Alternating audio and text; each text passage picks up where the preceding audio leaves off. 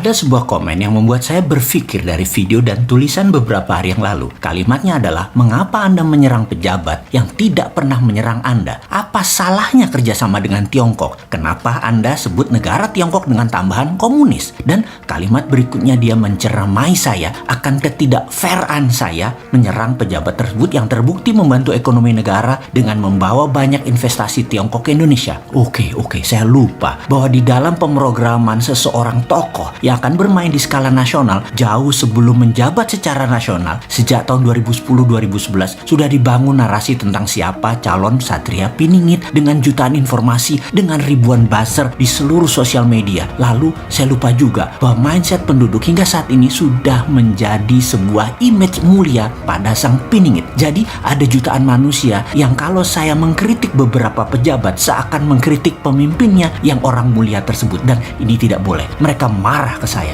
Wah, saya salah. Salah karena tidak menjelaskan dengan rinci maksud saya, dan saya kan tidak pernah mengkritik orang yang Anda muliakan tersebut selama ini. Sudah 6 tahun, saya paham banget kok isi kepala mayoritas akan kemuliaan sang Piningit. Paham sekali. Kembali ke kritik ke pribadi saya. Bagi saya ini kritikan membangun. Saya mah nggak baperan. Namun, saya akhirnya menyadari satu hal, bahwa video cara cerdas bernegara yang baru kira-kira 430-an video tersebut, di mana kita menyusun diurut secara satu persatu sejak awal, yaitu 1,5 tahun yang lalu, untuk selama 3 tahun akan mengajari banyak sahabat bagaimana cara bernegara. Dengan insya Allah 1000 video ini tidak boleh ada lompatan, karena pasti hanya akan dapat ilmu sepotong. 1000 video ini dilihat harus secara utuh dan berurutan, di mana pelajaran bernegara, Pancasila, dan pelajaran sejarah di saat setelah reformasi selama 20 tahun ini jauh sekali pelajarannya dibanding zaman sebelumnya yang sangat patriotik dan nasionalis. Sekarang jadi globalis, oportunis, dan sangat soft terutama kepada negara lain.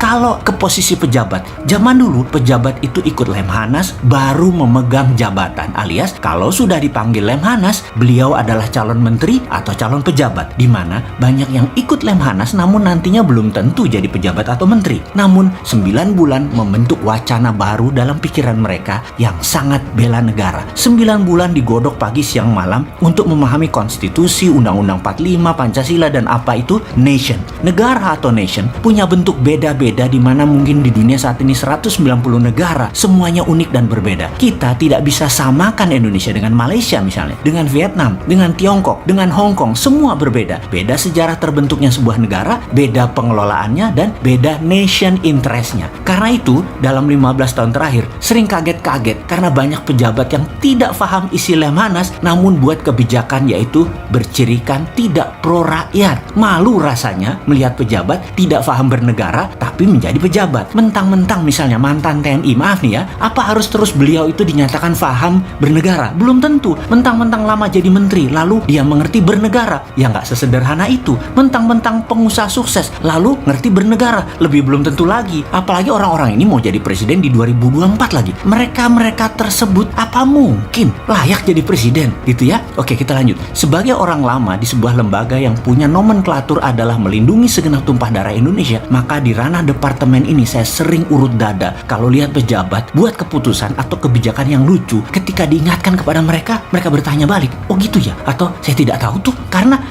nggak ngerti bela negara, nggak ngerti pertahanan nasional, nggak punya pemahaman nation interest Indonesia mau kemana. Kalau buzzer, wajar kalau buzzer nggak paham bela negara, mereka taunya bela yang bayar. Wajar nggak paham. Wajar rakyat banyak yang bingung karena banyaknya informasi buzzer dibandingkan berita asli, dibandingkan berita hoax, berita rekayasa yang beredar di masyarakat saat ini membuat rakyat bingung. Wajar banget, terutama kontribusi terbanyak adalah buzzer. Lalu, pengetahuan banyak sahabat yang usianya di bawah 35 tahunan yang memang menjadi generasi digital dengan open source informasi merasa gak ada yang salah dengan K-pop, gak ada yang salah dengan drama Korea, gak ada yang salah dengan barongsai jalan-jalan di 400 kabupaten kota di Indonesia. Apa yang salah dengan hip hop? Apa yang salah dengan TikTok? Emangnya gitu ya? Jawabannya nggak ada yang salah, tapi mungkin bisa dijadikan alat propaganda dan alat membalikan fakta atas sebuah kepentingan globalis atau negara superpower yang akan menguasai hajat hidup dalam tanda petik.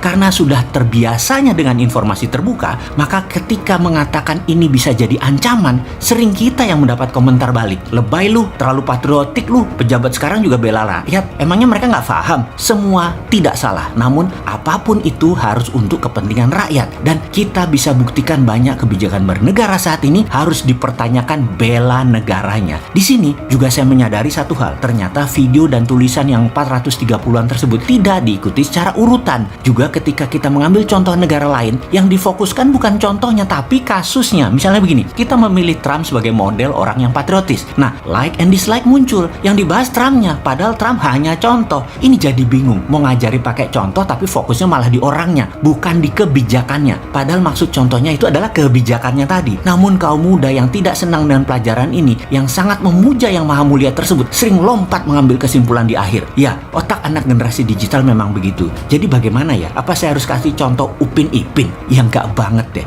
Tapi memang itulah masalah terbesar dari sahabat muda yang memang tidak terbiasa baca buku tebal-tebal berbahasa bukan bahasa ibu lagi, alias bahasa asing. Jangan harap buku tersebut walaupun baru dengan tema geopolitik, geoekonomi, geostrategi dibaca. Saat ini belas nggak pernah baca. Buku bisnis terbaru aja yang mereka butuhkan nggak baca, apalagi buku bernegara. Mana tahu Cina punya private army yang melindungi usaha mereka cross border di antar negara, di banyak negara, yang mana ini menjadi agent atau spy di negara kita tercinta. Dan sudah masuk ribuan orang kali, mana ada yang tahu. Walaupun bukunya beredar banyak dan mengingatkan hal itu, mana ada yang tahu ASEAN Waters adalah dunia maritim Asia yang selalu jadi incaran Tiongkok untuk dikuasai. Di mana wilayah yang terpenting itu adalah maritim Nusantara. Namun malah pejabat nasional membuka tangan lebar buat Tiongkok tanpa Indonesia untung 1 sen pun pada saat mereka menggunakan wilayah maritim Nusantara. Bahkan buku terbaru yang dipakai landasan tim Trump berargumen untuk usaha mereka memenangkan Pilpres 2020 ini boro-boro tahu dan dibaca. Buku yang selama 2 minggu ini menjadi teman di samping meja saya yang mengajari betapa nakalnya Trump, malah dianggap kita nggak terima Trump kalah. Gitu banget ya mikirnya. Trump kalah, iya, tapi boleh dong dia fight. Kita membuat catatan yang penting tentang fightnya agar jadi contoh perjuangan patriotik lawan globalis tak akan pernah berakhir. Lalu dengan referensi 2 buku per bulan selama belasan tahun saya baca dan tim kita baca, diskusi, ikuti seminar, berbagai FGD kenegaraan, emangnya 1000